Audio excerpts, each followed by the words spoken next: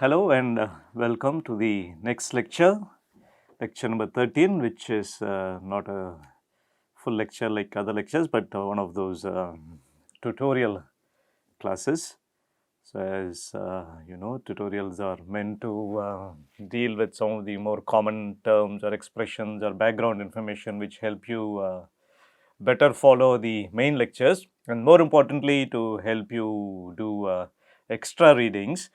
And today the tutorial will be particularly on certain terms or concepts which are there in several of the lectures, and most of them are related to cultural aspects. So, we will get going one by one.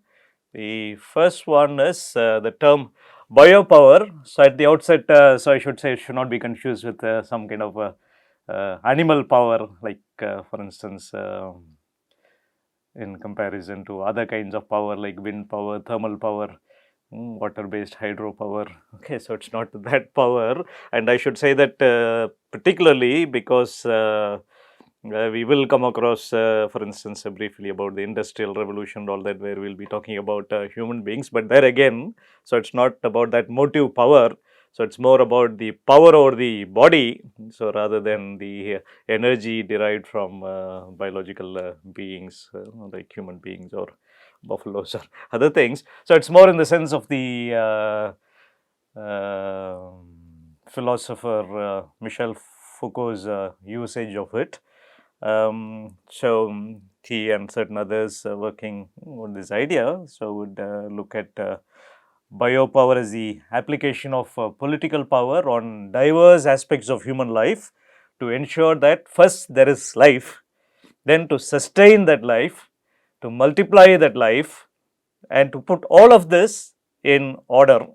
So, life itself is put in a very neat, comprehensive and fairly controllable order. So, biopower in that sense can be seen as one phase, one manifestation, one expression, one form of power. So, the power that administers, optimizes, controls, legislates, regulates. So, it does all of these things on the ways bodily life is lived. For example, like monitoring birth rate or death rate or fertility rate, and not only monitoring but also coming up with ways of promoting it or curbing it, for instance, bringing down the birth rate, arresting the birth rate to control population or whatever. So, with necessary incentives, laws and regulations, and it need not, because when we think of power, we always think of it in oppressive, repressive way. So, it need not always be in that, as power can do in some other forms. In fact, it can foster life, so it can do a lot of positive things itself to life, but it can also work in conjunction with those other forms of power which are more of a repressive kind. So, therefore, it's important to point out that biopower is not just about unveiling, unleashing some kind of measures of mechanism for ordering life in the biological sense or with regard to health alone. So, it can include other things, as I said. So, for instance, in the case of the industrial revolution, so there is that reference to the insertion of the human body into that industrial logic and culture.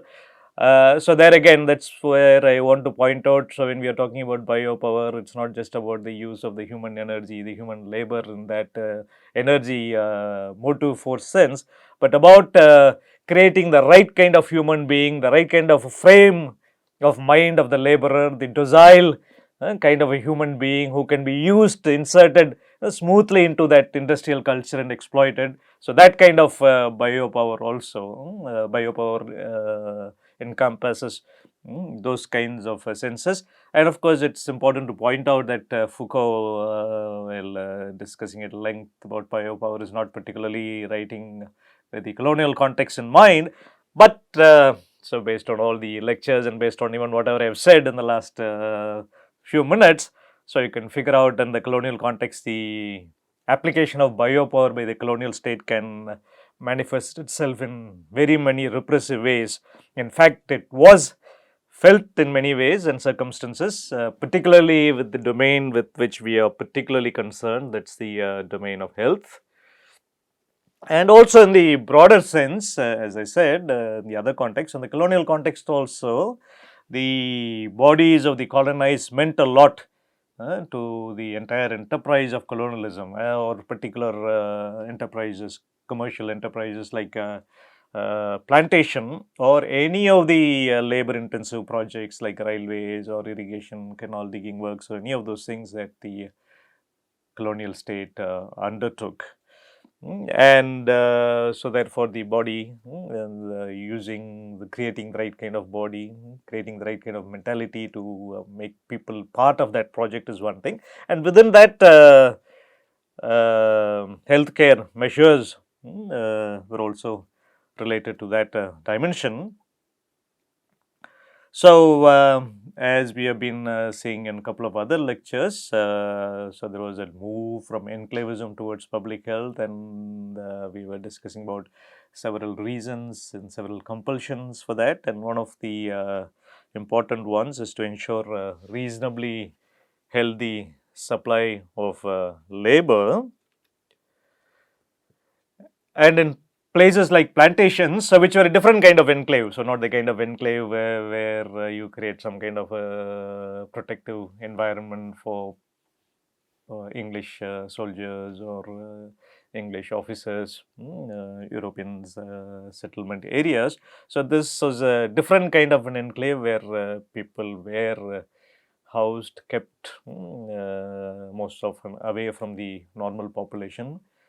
So, for instance, here in tea plantations in particular, so there was so when people are kept in such enclosed form away from the general population, so there was ample room for the exercise of biopower in all the different senses that we have been alluding to so far. So that's medical or overall, as the laborers were uprooted and displaced and brought from normally. So, for instance, say up the hills where we have the tea plantations, the local hill tribes weren't too keen to work, and they weren't in too many numbers too anyway. So, people had to be brought from the plains, and so from far off areas through various methods of recruitment, and once they are displaced and brought to this new areas, they were totally at the mercy of the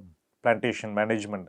So it was not just their livelihood, their earning of their daily wages, their entire life was at the mercy of the plantation managers and the plantation system. So whatever it is, their health, their children, their children's education, so all of that was at the mercy of those who control them. So in that boundedness, and we can also see it as a kind of a bondedness, so which was not just about the physical bondedness, so of being in such a isolated area. So their entire life, everything about them was at the mercy, and therefore you can see how much of biopower can be exercised in different forms, as their entire lives were totally at the mercy of the plantation management. And a related word is biopolitics, and as you can guess, so biopolitics is a way in which state or state-like entities, like so for instance plantation managements, can control and regulate populations or laborers by exercising biopower, as we had seen. So in the colonial context, so this is generally biopolitics can happen in all kinds of forms of government, including democracies. And in the colonial context, it's more complex and more manifested. And when we talk about biopolitics, so it should not be just from the one side, the side which exercises and tries to control, discipline, all that. So it should also include the consciousness on the other side, the people, the laborers who may not be able to do anything, but at least they are conscious that that kind of biopower is exercised, and in some cases, of course, you're also able to do something, some kind of responses, reactions are shown. As for instance, in our case, we can think of the kinds of responses that came when vaccination, compulsory isolation, quarantine, those kinds of things were tried on the people and their bodies. So, all of that should be encompassed under the word biopolitics. So, not only the exercise of biopower, but also the feeling of that power being exercised by the other side, by the recipient side, and also their peculiar ways of responses, however limited, however effective or ineffective.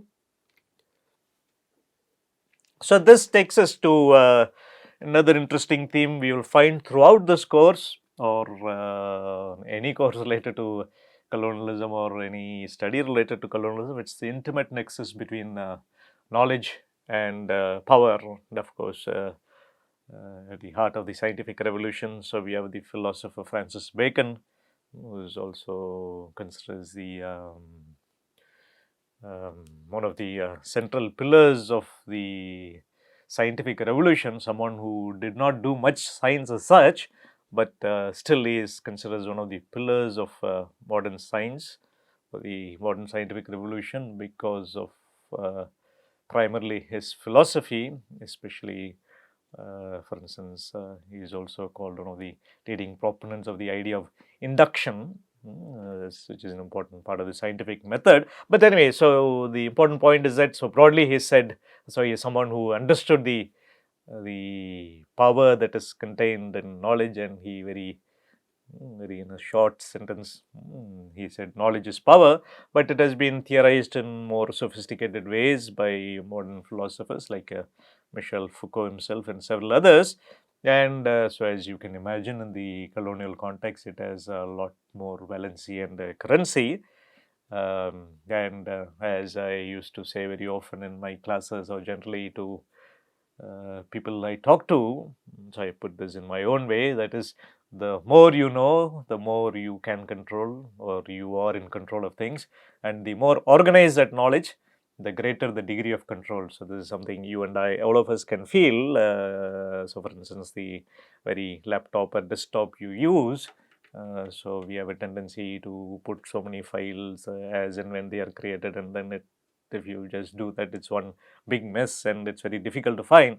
That every time you organize and put them into folders, subfolders, so this is about colonialism, then this is about medicine and colonialism, then this is about epidemics, then it's very easy. So, you're in control. Otherwise, like anytime you open your computer, there are some 40 films, 80 lectures, 30 thing, everything on the desktop, or just a few my documents, all that. So, this is something which all of us can feel. So, the more we know, of course, anyway, it's very useful to get a lot of things done or to be in control, and it's even better if we arrange them in proper order. So, in the colonial context, gives ample examples of such knowledge, ordered knowledge. For instance, census, population census, statistics of all kinds, various surveys like the Great Trigonometrical Survey, the Geological Survey, and the kinds of reports, findings they could produce. So, all of them aimed at and contributed to organized form of knowledge.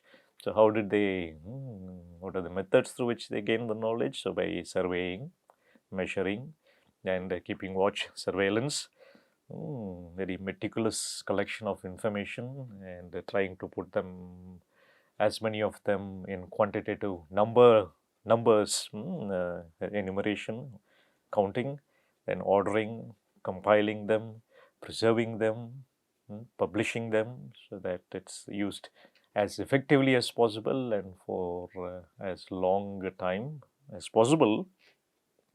And specifically in our field, also in medicine, a significant part of public health was also about data gathering.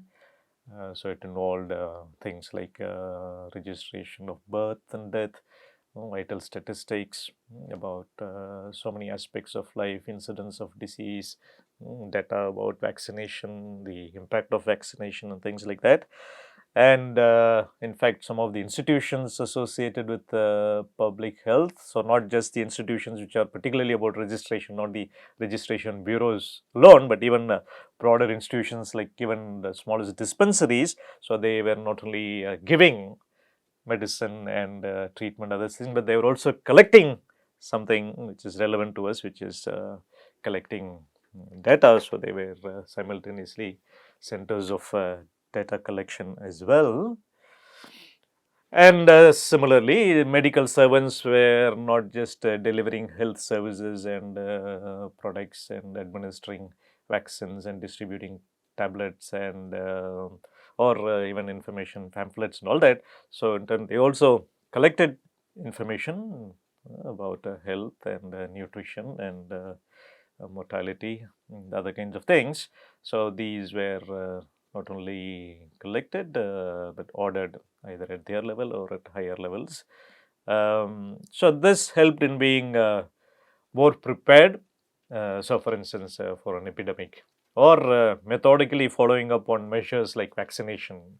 So vaccination has been given at this point in this place for so many number of people, and at the 10th month, 12th month, 8th year, 15th year, these are the kinds of uh, either reduction in mortality or hardly any change, or things have become worse.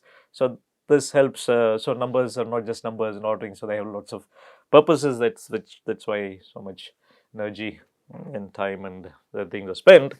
And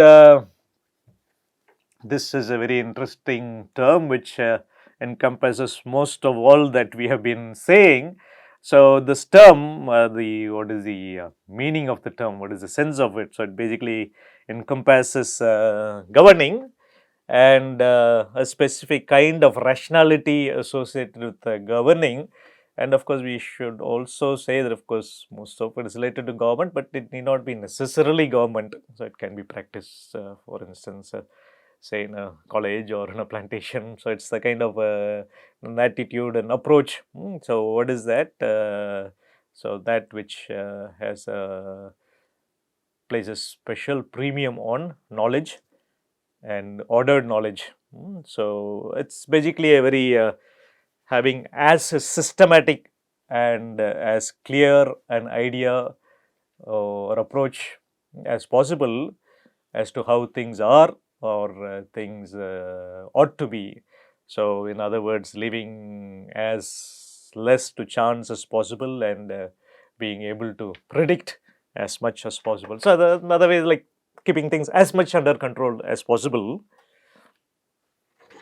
And going a step further, like should also be commentality also involves being able to influence the very conduct of the governed in particular ways, in desired and preferable ways. But before that kind of control and shaping can be exercised, so the target population or the governed should be understood. And it's very important to understand them as precisely, as diversely as possible, and define them as minutely as possible, so that all of that can be done.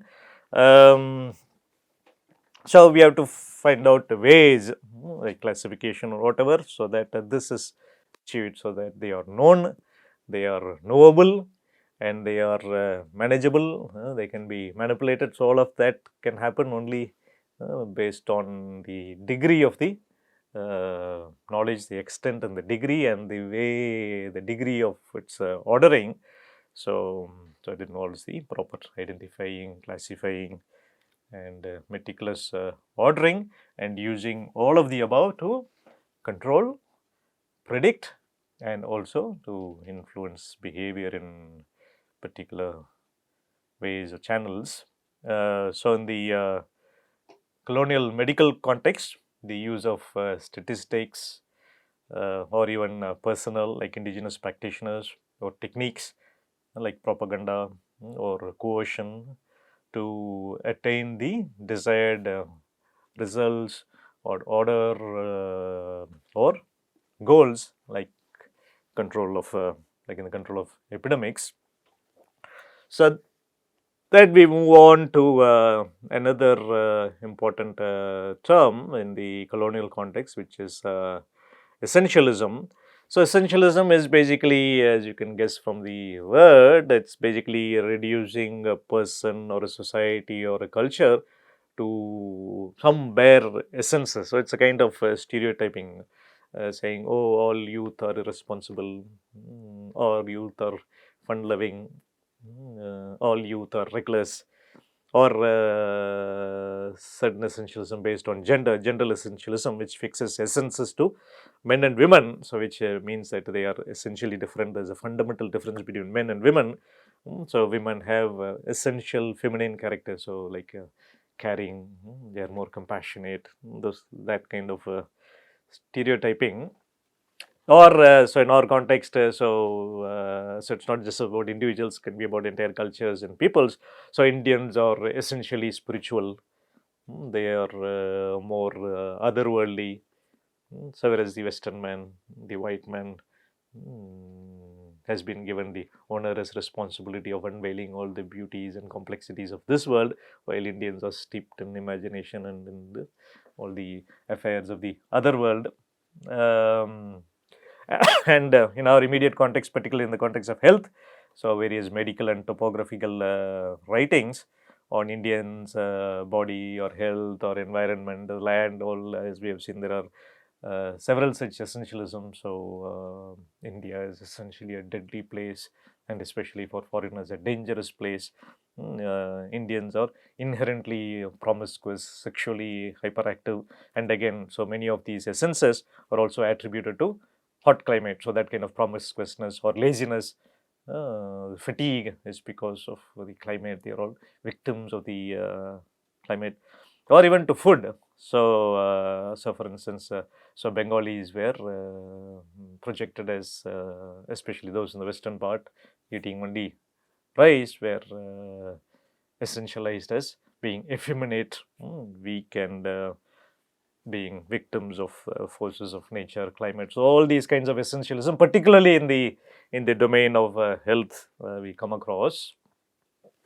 And something related to this, and also to in wider significance, is this concept of internalization. So it's basically someone internalizing something which is coming from outside. So the tendency of the listener or the audience, target people, to believe and accept and internalize what is told about them, what is written about them, or the way they are projected or judged.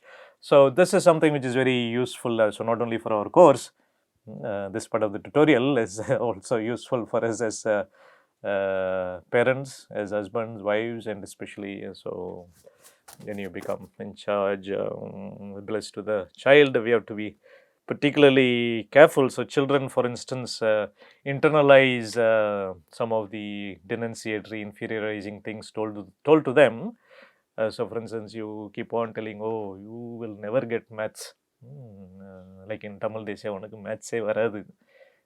This is something, it's not fit for you. So then the child keeps on hearing that. Then the child, oh yeah, I'm poor in maths. I won't do well in maths.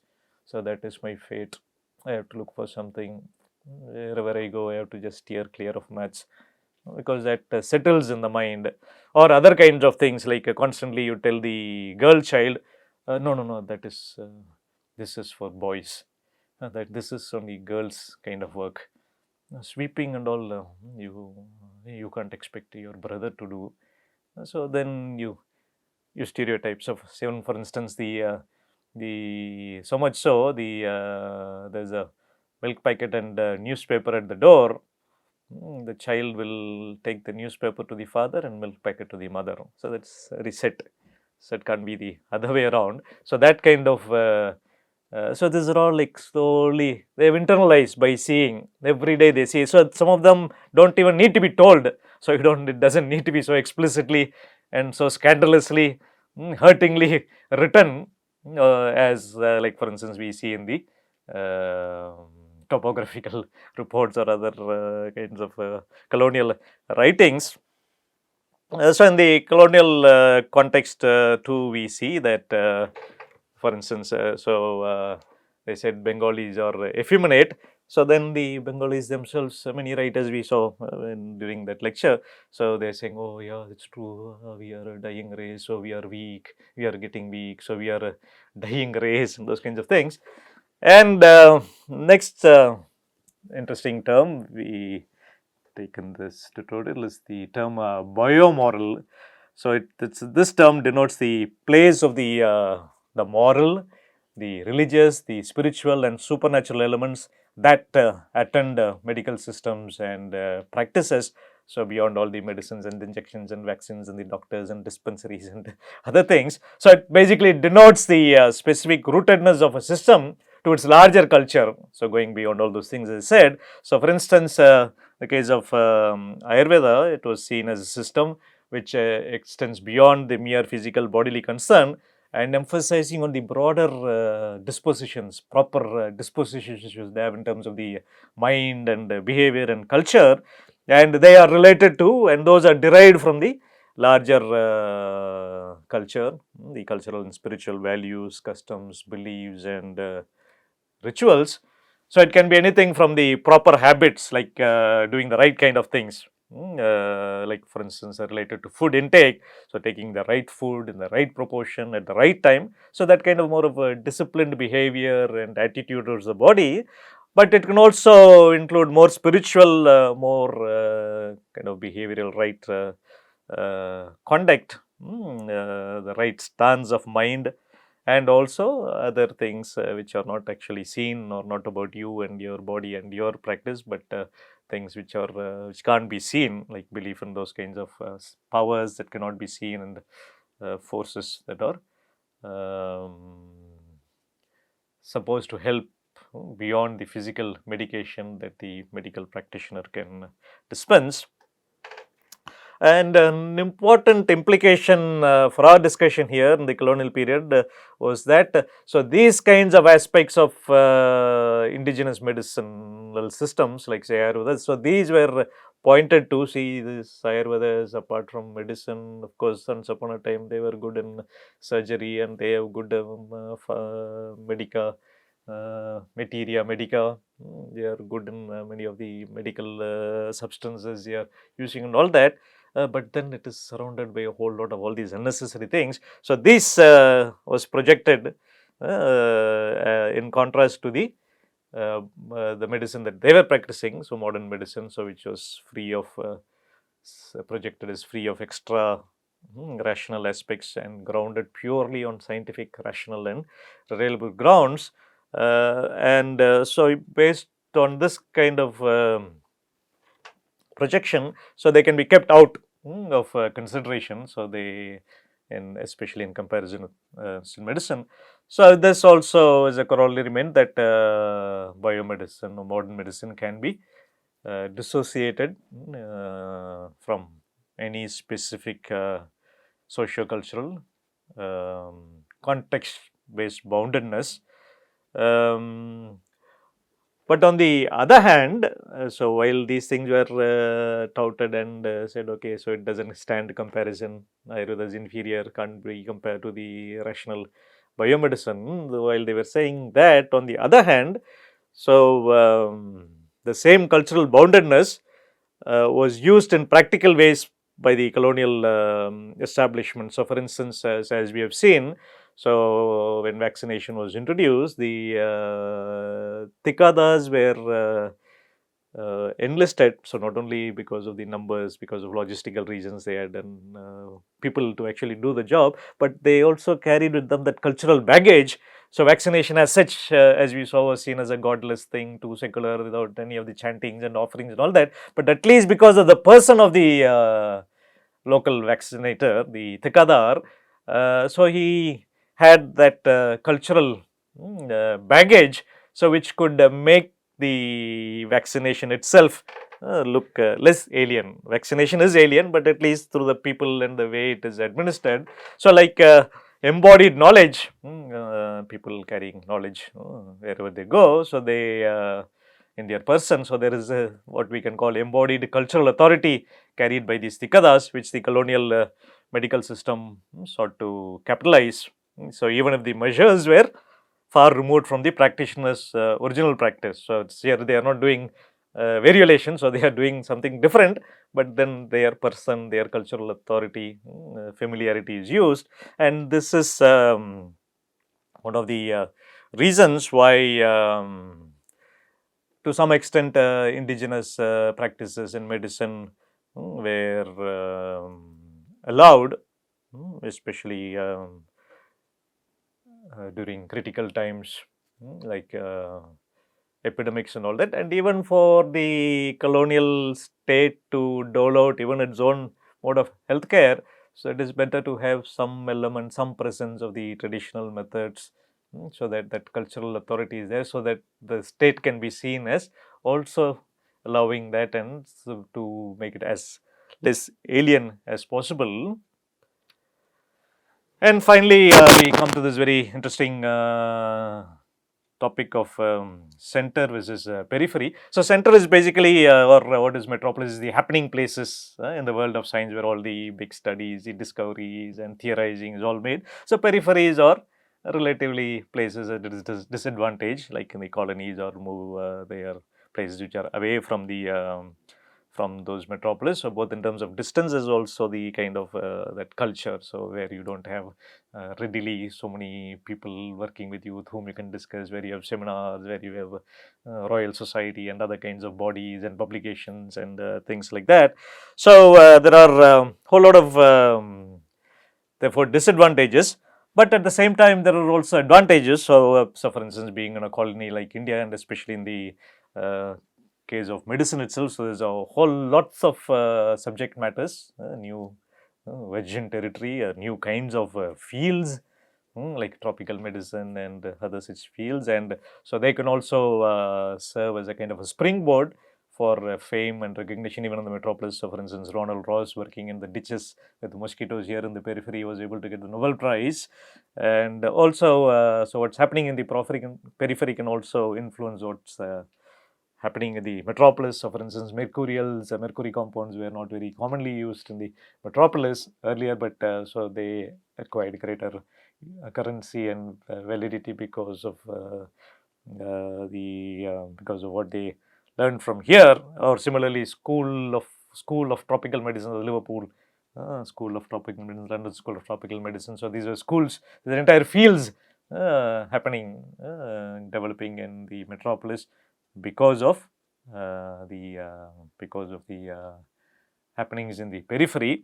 And one last point about center periphery is that of course, periphery has a disadvantage, but then and the problem is that so there is also an attitudinal issue. So, those at the metropolis looking down very patronizingly on those in the periphery, that is white men there in the metropolis looking at their own fellow white men here at the periphery. So, one of the ways in which those in the periphery could assert their dignity and their greater knowledgeability was using this localist argument. Okay, you may have theories, you may have some understandings of particular diseases sitting there with all the advantages, but we are here on the spot. So, we know more because disease in India is not the same as disease in Britain. Good. So, on that note, we will close here. See you in another lecture. Bye.